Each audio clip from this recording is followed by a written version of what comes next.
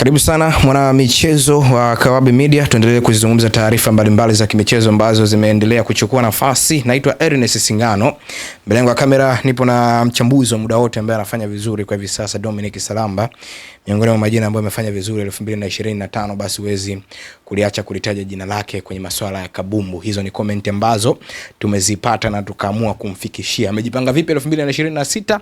Karibu sana tuzungumze naye. Kimichezo leo jili ni kuhusiana na kocha Steve Barker ambaye ameanza kufanya vizuri katika kikosi cha wekundu wa Msimbazi Simba, lakini pia taarifa za usajili natumai hapa utakapozisikia kisiwa cha taarifa za usajili zipo hapa kwa Dominic Salamba, lakini Young Africans nao pia kwa ujumla. Karibu sana tuzungumze naye Dominic Salamba.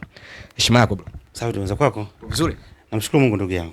Miongoni mwa majina ambayo yamefanya vizuri sana mwaka 2025 hasa katika habari za kimichezo kwenye yengo ya uchambuzi, basi ni miongoni mwa jina lako. Tuambie siri ilikuwa ni nini, lakini pia mwaka huu 2026 umewaandalia nini mashabiki zako?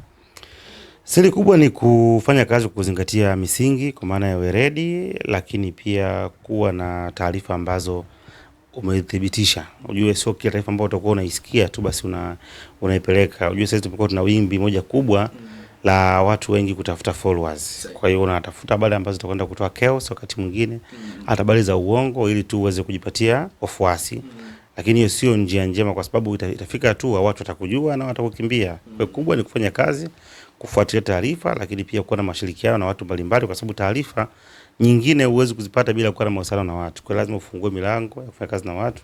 Lakini pia kubwa ni kuweza kuzungumzia mpira na kuachana mambo ya hisia. Unajua sasa tunakwenda kwenye era ambayo wakati wengi watu wanapenda kubalance. Sasa mimi sio aina ya style yangu. 2026 kubwa ni kuhakikisha kwamba naendeleza pale ambapo nilikuwa nimeishia, na ninashukuru kweli kwa support ya media mbalimbali ambazo zimekuwa zikinioji.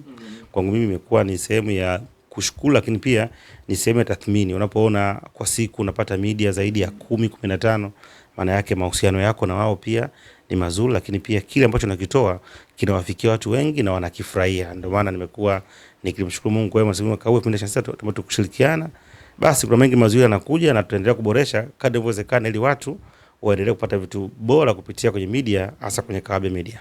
Sawa, tuanzie na hapa. Kocha Steve Barker ambaye amepewa kazi rasmi na kikosi cha wekundu Msimbazi Simba na tayari anaendeleza vizuri pale visiwani Zanzibar kwa michuano ya Mapinduzi Cup. Pengine ameanza vizuri, lakini wale wachezaji ambao wapate nafasi wamepata nafasi. Natumai pia leo nikasema nikutafute, nitapata taarifa nyingi sana za usajili ambazo zimekuwa zinaendelea. Kwako Steve Barker ameanza kazi rasmi, ni mapema kumpima kwenye haya Mapinduzi Cup ama anastahili kupewa analysis kidogo ambayo watu tayari wameanza kumzungumzia kwamba ana kitu huenda kaifikisha Simba mbali? Kwanza kwa uwezo wake Steve Barker ni miongoni mwa walimu wakubwa. Unaweza kusema ni wakufunzi kwa sababu age yake, pia amekuwa na experience, ampita kwenye timu nyingi kubwa. Kwa hiyo hana kitu kipi ambacho pengine atakuja kukishangaa kwenye klabu ya Simba. Lakini jambo la pili, mafanikio ya mwalimu si tu mbinu na ubora wa mwalimu, ni mchanganyiko wa vitu vingi, kuanzia kwenye management, lakini na kundi ambalo amelikuta kwenye timu. Je, lina uwezo gani wa kuweza kwenda kutafsiri maono na zile mbinu ambazo yuko nazo katika uhalisia kiwanjani. Hivyo ni vitu vya msingi sana. Na amekuja katika kipindi ambacho ligi kidogo imesimama. Kwa hiyo michuano ya Mapinduzi sio sehemu ambayo unaweza kufikiri pengine inaweza kwenda kuwa ni sehemu ya kuweza kumtambua yeye.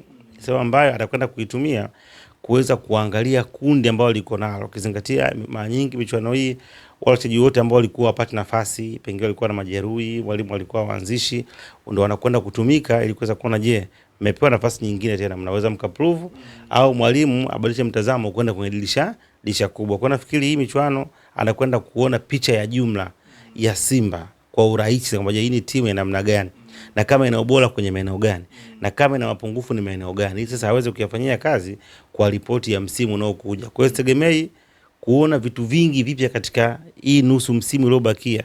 Sana tutakwenda kuona tu baadhi ya vitu kuweza kuboresha na pengine kuifanya timu irudi kwenye njia yake, lakini timu yake hasa na kumuona yeye halisi tutakwenda kumuona katika msimu unaokuja. Na ndio maana alitumia akili kubwa, akatamani kufanya kazi na Matola kwa sababu kiamini kwamba ni mwalimu ambaye kundi lote lile analifahamu, anajua wachezaji, lakini pia anajua mazingira ya ligi, anajua mazingira ya timu zetu. Kwa itakuwa ni rahisi ukitaka kupata analysis, Simba na Namungo atakwambia, Dodoma Jiji atakwambia, Coast atakwambia, na atakushauri katika mechi hii kwa aina hii ya kiwanja mtumie huyu ana tabia hizi, huyu yuko hivi. Kwa hiyo nafikiri ni msimu ambayo ni kipindi ambacho anakwenda kujifunza zaidi, isipokuwa tu siku zote anapokuja mwalimu mpya, hata kama hajaanza kutoa vitu vipya, inakwenda kuwa ni alarm call kwa wachezaji kwamba sasa amekuja mwalimu mpya, nilikuwa sichezi, hakuna naye mjua kwenye hili kundi, ngoja niongeze juhudi ili pengine niweze kwenda kuchukua namba. Ndio maana kutoka wakati mwingine kila ujio wa mwalimu anakwenda kuibua mtu ambaye pengine watu wengi walikuwa hawamtarajia. Tumezungumzia ni mashindano ambayo wengi wanapewa nafasi, hasa wachezaji ambao walikuwa wapati nafasi. Hii inaweza ikaathiri wale wachezaji ambao waliokuwa wanapata nafasi, yani panga pangua kwenye kikosi. Inaweza ikaathiri kwa sababu mwalimu ni mpya, anaangalia kwenye wale ambao wanaweza akawa na improve, wanasema mchezaji huyu anaweza kaonyesha kiwango kizuri. Tunazungumzia wachezaji kama Daki cha Sambi, Semfuko, kina Duchu ambao walikuwa wapata nafasi, hivi sasa wanapata nafasi. Inaweza ikaathiri wachezaji ambao walikuwa wanapata nafasi chini ya Steve Becker. Athari ipo. Nani kasemaje kwamba ni kipindi ambacho kila mtu anafunga viatu. Yule ambaye alikuwa anaanza anataka mwisho walipo kwamba kwa nini nilikuwa naanza, kwa sababu lazima ukute timu. Yule ambaye alikuwa aanze na ambaye anaamini anatakiwa kuanza, naye anakwenda kwa mwalimu, mimi natakiwa kuanza, nambari 2 sio huyo, ni mimi. Kwa hiyo inakuwa ni vita ya timu nzima. Ndio ukiangalia wanapokuja makocha wapya, mara nyingi mechi 3 za mwanzo huo wanafanya vizuri kwa sehemu kubwa. Baada ya pale timu katika hali yake, kwa sababu ni mechi ambazo wachezaji wanakuwa wanataka kumprove mwalimu kwamba mimi nina kitu cha ziada, na yule ambaye yupo mimi nina kitu cha ziada. Kwa hiyo wote wanakwenda kujitoa. Kwa hiyo hii athari inakwenda kwa wachezaji wote. Sasa baadaye ndo ataangalia kwamba hapana, huyu nafikiri ananifaa zaidi, huyu kwenye ile eneo sio sahihi, arudi hapa, huyu pumzika, mpishe huyu. Kwa hiyo nafikiri ni kipindi ambacho baada ya mapinduzi unaweza kwenda kuona sura mpya ambazo ulikuwa uzioni katika ligi au katika bingwa, akaenda kuzinseti baada ya kuwa amesoma sio tu uwezo. Sababu mpira tuangalie tu uwezo, unaangalia paka personality, tabia ya mchezaji, aggressiveness yake ikoje, tuko tunajiandaa kwenda kwenye mechi, tabia zipi, usikivu wake, wanaangalia vitu vingi. Na kwa sababu ni mwalimu mpya, lazima atafute watu ambao itakuwa rahisi kuweza kufanya nao kazi kama yeye mwalimu. Yeah. Malengo ya Simba kumsajili Steve Becker alikuwa ni hasa kwenye michuano ya ligi ya mabingwa barani Afrika.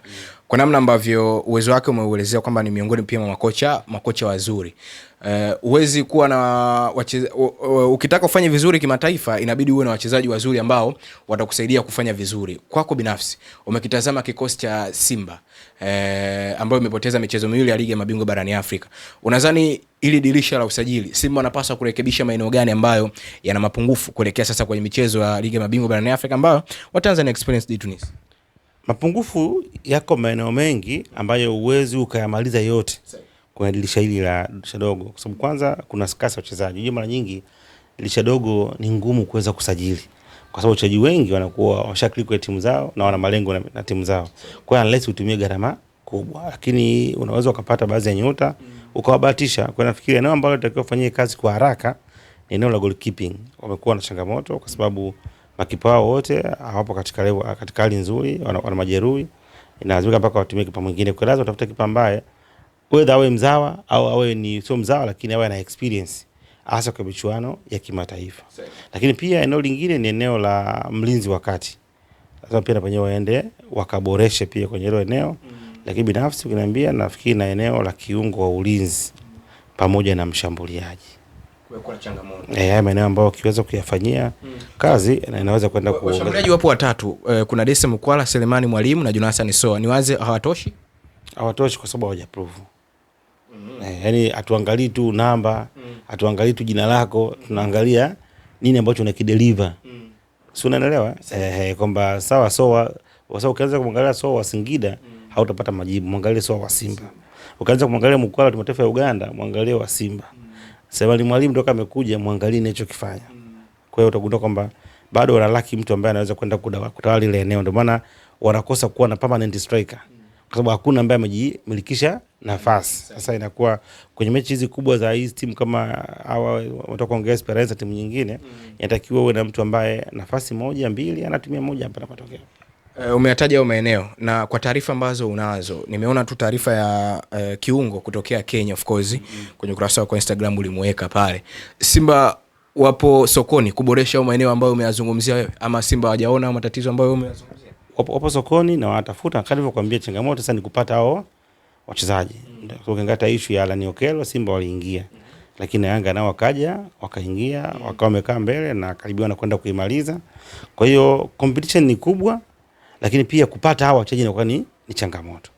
Kwa sababu kila unapogusa wanaanza kuona wanagusa, mnakwenda mnashindana. Kwa hiyo nafikiri bado wanapambana katika kesho kwamba wanapata nyota. Ndio maana kuna nyota mwingine walikuwa wanamhitaji, nafikiri kutoka Mali na walikuwa wanamhitaji, wanaendelea kufanya mawasiliano. Lakini pia kuna kiungo mwingine sijajua anatoka wapi. Kwa hiyo nafikiri bado wanafanya mawasiliano, sababu ili lishe ni kubwa mpaka tarehe 31 Januari. Kwa hiyo nafasi ipo, lakini naamini kabisa kwamba wataingiza maingizo mengine ili walau kwenda kuongeza nguvu katika kikosi chao, na uwepo wa mwalimu Steve Barker na yeye anaweza pia akawa ni chachu kwenda kuongezea baadhi ya watu, hasa ukizingatia kwamba South Africa ametokea na amekaa kwa muda mrefu na anajua nyota wengi, na hata mahusiano yake ni kubwa, anaweza akawasaidia kupata nyota ambao at least wanaweza kupush wakaanza kusogea sehemu.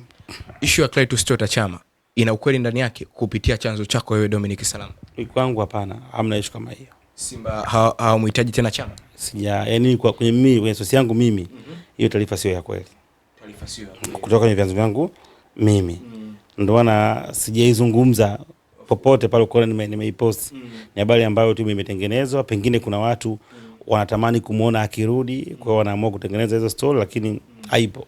Kama kweli Simba watakuwa serious kumrejesha Chama, watakuwa hapo sahihi kwa upande wao? Watakuwa hapo sahihi. Na itakuwa ni biashara ambayo imekwenda kumnufaisha Chama na sio Simba. Kwa sababu Chama hana kitu kipya cha kuofa Simba, lakini yeye anachokupata kutoka Simba. Kwa sababu kishamrudisha unampa pesa. Lakini Simba hawezi kupata chochote kipi ambacho kinaweza kukatoa sehemu moja kupeleka sehemu nyingine. Ni wakati wa kufikiria mabadiliko. Wachezaji wanakuja na kupita na inafika hatua viwango vyao vinaisha. Kwa hiyo kikiisha kubali kimeisha. Sio lazima upate the same person kama alivyokuwa yule. Unaweza kupata mtu mwingine ukachange system ya kucheza. Na Simba amekuwa na tabia ya kungangania sana wachezaji wao. Hii imekuwa ikiwa cost. Unaona, mchezaji unamngania hata kama uwezo umeshuka, unamngania haitakiwi. Ikifika hatua ukiona kwamba hapa hamna mali, ni kawaida, acha aende, aje mtu mwingine, wajenge waliopo au nunua wengine wenye ubora. Lakini kwa maana Chama leo yakuja kukupa nini ambacho akupatia katika miaka yote aliyokaa na wewe? Kile alichokupatia ndio kiwango chake cha mwisho cha ubora alionao. Kwa hiyo hawezi kwenda kwa kingine kipya. Yeah. Linatajwa pia jina la Idris Diomande kutokea Singida Black Stars. Hii taarifa ina kweli kwamba Simba wanapush kukamilisha hili? Of course hiyo kweli ipo. Wanapush na wanamhitaji kweli. Na wapo kwenye mazungumzo very serious. Changamoto ipo kwa upande wa Singida na nyewe pia wanakuwa wanamhitaji, lakini bado wanaendelea kufanya mazungumzo. Hiyo demand kweli ipo. Inazungumzika. Ni mchezaji wa aina gani ambaye kama Simba atafanikiwa anaenda kuongeza nini kwenye kosi? Energy, aggressivity yake ambayo iko ni mtu aggressive, maarifa na kasi yake itakwenda kuwasaidia. Kwa upande sasa wa Jean Charles Ahoua kumekuwa kuna maneno mengi kwamba huenda ndoa yake na Simba ikavunjika. Kwa wewe ambao umefuatilia, Jean Charles Ahoua ni kweli Simba hawapo tayari kuendelea naye? Hata mimi ningewashauri waachane naye. Waachane na Jean Charles Ahoua. Kwa sababu msaada wake ni mdogo kwenye timu. Hasa kipindi ambacho timu ina struggle. Kwa jina ambalo iko nayo yeye, haitakiwa ndio awe icon wa club, kupambania club. Lakini ukimuona anacheza zifu, ipo kwenye luxurious, yani ipo kwenye benzi ametulia na drive. Wakati timu ina struggle. Simba ina struggle msimu wote karibuni hapa. Hawana matokeo mazuri, hawana makombe yoyote. Kwa unapokuwa na mchezaji mkubwa, lazima aonyeshe kwamba mimi hapa naipambania timu. Unaweza kumuona mtu. Lakini angalia mara ngapi umeona akinyang'anya mipira, mara ngapi akikimbia eneo kubwa, mara ngapi akikaba. Kwa hiyo mimi binafsi yangu sioni kama ana kitu kipya cha ziada cha kwenda kuofa. Kwa kama kuna nafasi ya kuweza kumwacha, chukua nyota wengine ambao watakuwa aggressive. Vijana kina Morris Abraham umeweza kuona passion ile, nguvu yake anavyojitoa, na wengine wengi walionao. Lakini kwa mimi kwa jicho za nafikiri Morris miongoni pia mwa mtu ambaye ulipost nakumbuka kwamba huenda mchezaji mkubwa pia anatamani kuchezea timu kubwa. Pia ikaingia sana kwenye sintofahamu kuhusiana na Morris Abraham. Ni kweli anaweza akaondoka Simba? Kwani Simba sio timu kubwa? Uliwaacha pia watu na mashaka kwamba kwa nini wanakuwa na mashaka? Kwa sababu hawajiamini. Wao wanasema Simba ni timu kubwa. Na timu bora kwa bora barani Afrika namba 5 sio ya 6. Si ndio? Kwa bora barani Afrika. Na mimi nasema ni mchezaji ambaye anastahili kuchezea timu kubwa. Alafu mnakuwa mna mashaka. Maana yake hiyo kuwa namba 5 mjiamini kwamba namba 5 wao hamna ukubwa. Simba hawajiamini kwamba wao ni wakubwa. Basi au pengine tuwakumbusha wamejisahau kwamba wao sio wakubwa. Maana sasa mchezaji mkubwa anastahili kuchezea timu kubwa. Hasa kama pengine angekuwa na Mungu ungesema kweli na Mungu sio kwa Simba. Hasa kwa nini unakuwa na wasi na wasi. Wasa na wasi wanaye kijana. Morris Abraham yupo. Bado wako naye kwa msimu huu. Mpaka mwisho wa msimu. Mpaka mwisho wa msimu yupo msimu. Ila baada ya hapo uje kunifuata tuzungumze. Bwana, mashabiki wa Simba msio na wasi. Kijana Morris Abraham baada mwisho wa msimu tukisha uje kwangu uanzie hapa. Mpaka boga anakuwa anaanzisha wengine wanakuja nafuata. Ambapo tunazungumzia dirisha kubwa hilo. Dirisha kubwa. Ili kifika tu uje. Ni hatari sana kuhusiana na Morris Abraham. Pengine sasa kwenye hili kombe la Mapinduzi Simba wamepitia ukame wa makombe hapa katikati. Huenda ili kombe Simba watajaza titi sana na kuweza kwamba kufanya vizuri angalau pia kuleka kabatini. Issue sio kujizatiti. Issue ni ubora brother. Yaani issue sio kubana meno. Hizi sio ngumi. Hata ngumi kuna maarifa pia na kuwepo. Issue ni ubora. Popote ambako Yanga yupo, Simba ni ngumu kuweza kutoboa. Popote ambako Yanga anashiriki, Simba ni ngumu kuweza kwa sasa hivi. Popote ambako Yanga yupo, Simba ni ngumu kuweza kutoboa kwa sababu Yanga ana quality ya juu kuliko Simba. Kwa hiyo pakiwa na mashindano yamekaa pale, afu na Yanga yupo, changamoto kwa Simba lazima iwepo. So naelewa. Kwa hiyo wanakuwa na wakati mgumu kwa sababu lazima uende uprove beyond reasonable doubt. Kwa maana uprove zaidi ya Yanga. Umeweza kuona mechi ya Simba ya kwanza, umeangalia mechi ya Yanga ya kwanza, wote wanakosa baadhi ya nyota, lakini ukiangalia tu unagundua kwamba ni vikosi viwili tofauti kwa maana ya ubora. Hapo tunazungumzia pia football. Tumeangalia mechi zote tumeangalia. Kwa hiyo Yanga wanawatesa Simba kwenye quality. Yaani wanawatesa kwenye quality. Ambako nataka kukuambia kesho mechi maana yake Yanga bado anashinda hiyo mechi. If all factor remain constant, Yanga anaweza kumfunga Simba mara 1, 2, 3, 4, 5 tena kwa vikosi ambavyo wako navyo kwa sasa hivi. Kwa hiyo kitu pekee ambacho kitamtoa kwenye hilo ombwe ni kuhakikisha kwamba naye anakuwa na qualities ambazo mwenzake naye anazo. Bado unaliona ile kombe la Mapinduzi ni gumu pia kwa Simba. Vibaya mno kwa sababu Yanga yupo.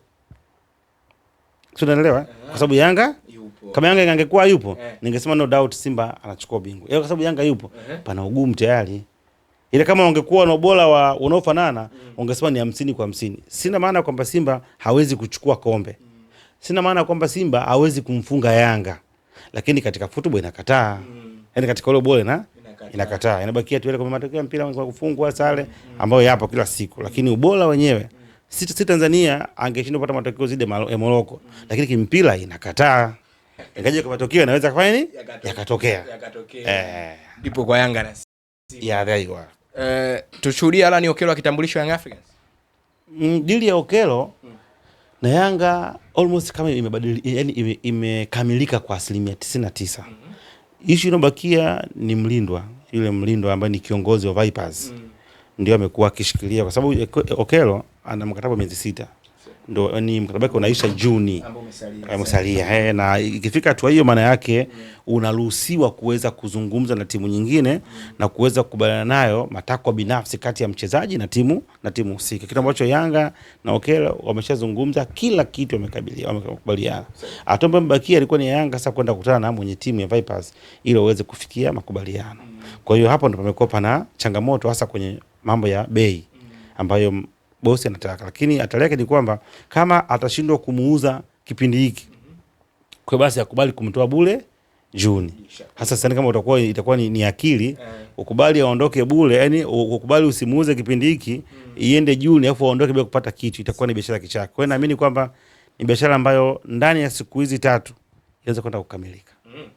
Kwa hiyo tushuhudia kitambulisho there you are. Yani na hopefully jisheli wataka, sababu sasa kama ataendelea kukomalia bei ya juu ili aende kumwacha, sababu tayari ni mali ya Yanga, ni swala tu la kumtangaza whether Januari au ni Juni. Sasa itakuwa ni biashara kichaa kwamba mpaka Juni aondoke bure, sidhani.